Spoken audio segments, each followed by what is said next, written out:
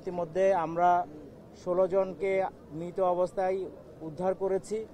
এই পরিবারগুলির কাছে আমরা আমাদের দুঃখ প্রকাশ করছি। তবে আমি একটা জিনিস আপনাদের মাধ্যমে আহ্বান করব, আমরা একটু সচেতন হই। আমরা ফায়ার সার্ভিসের পক্ষ থেকে বিভিন্ন জায়গায় আমরা প্রচারণা চালাচ্ছি, বিভিন্ন জায়গায় বোঝানোর চেষ্টা করছি, আমাদের ফেসবুকের মাধ্যমেও প্রচারণা চালাচ্ছি, মহড়া করছি যে একটু আগুনের বিষয়ে বা কেমিক্যাল গোডাউন স্থাপনের বিষয়ে বা একটা অবৈধ স্থাপনা তৈরির বিষয়ে সচেতন হওয়ার জন্য, যেটা যেখান থেকে অনুমোদন নেয়ার কথা সেগুলি নিয়ে যেন আমরা যথাযথ নিয়ম মেনে কাজগুলি করি। কিন্তু যে কোনো কারণেই হোক, আমরা দেখতে পাচ্ছি অনেক জায়গায় অনেক অনুমোদনহীন কেমিক্যাল গোডাউন গড়ে উঠেছে। আপনারা অতি সম্প্রতি আমাদের টঙ্গীর ঘটনাটা দেখেছেন, যেখানে আমাদের দুঃখজনকভাবে 3 জন ফায়ার ফাইটার শহীদ হয়েছে। আমরা এই ধরনের ঘটনা পুনরাবৃত্তি ঘটুক, এটা আমরা চাই না। তা আমরা আশা করব, আমরা ফায়ার সার্ভিসের পক্ষ থেকে আমরা উদ্ধার করছি, প্রচারণা করছি, সবই ঠিক আছে, কিন্তু সমাজকেও এগিয়ে আসতে হবে।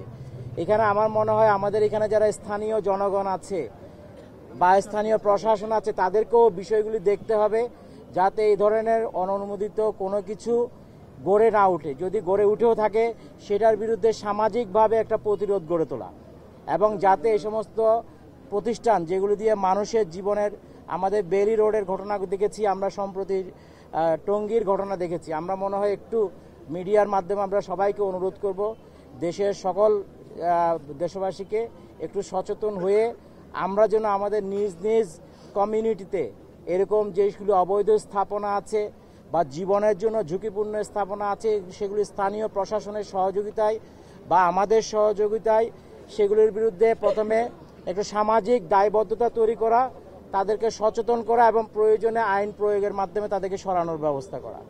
আমি জানি এতে অনেকের হয়তো একটু ক্ষতিগ্রস্ত হবেন, কিন্তু একজনের ক্ষতিগ্রস্তের না হওয়ার মাধ্যমে যদি 15-16 জন লোক মারা যায়, সেটা মনে হয় শ্রেয় না। আমরা একটু আপনাদের মাধ্যমে একটু বলবো, আপনারাও আমাদেরকে সহযোগিতা করেন। আপনারা যথেষ্ট সকাল থেকে সহযোগিতা করেছেন, মিডিয়ার মাধ্যমে একটু প্রচারণা চালান, সামাজিকভাবেও যেন এই সমস্ত যেগুলো অবৈধ প্রতিষ্ঠান গড়ে উঠবে তাদের বিরুদ্ধে মানুষকে সচেতন করে তোলা হয় এবং প্রয়োজনীয় আইনানুগ ব্যবস্থা নেওয়া হয়। ধন্যবাদ সবাইকে।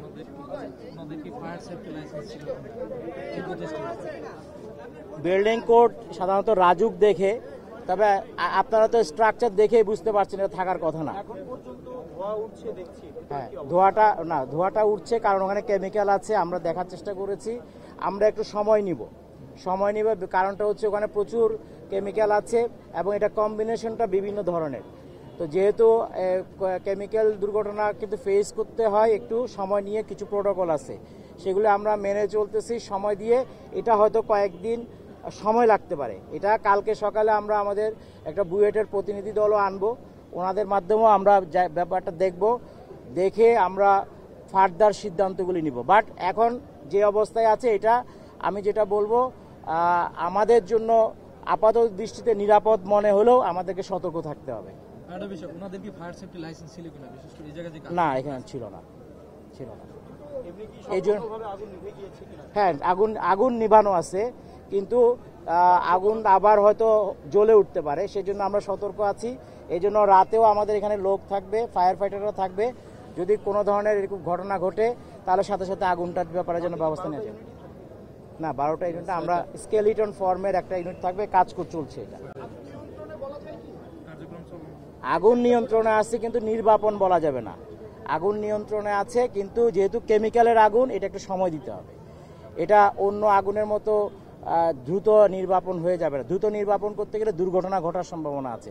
আমাদেরকে একটু দেখে আস্তে ধীরে সিদ্ধান্তগুলি নিয়ে, টঙ্গীটাও আমরা প্রায় 7-8-10 দিনের মতো লেগেছে, এটাও আমরা চেষ্টা করছি বোঝার জন্য।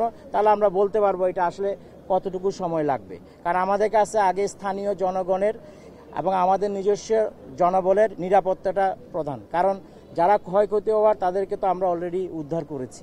এখন আমরা চাই না ফার্দার কোনো ক্ষয়ক্ষতি হোক। ধন্যবাদ সবাইকে, ভালো থাকবেন।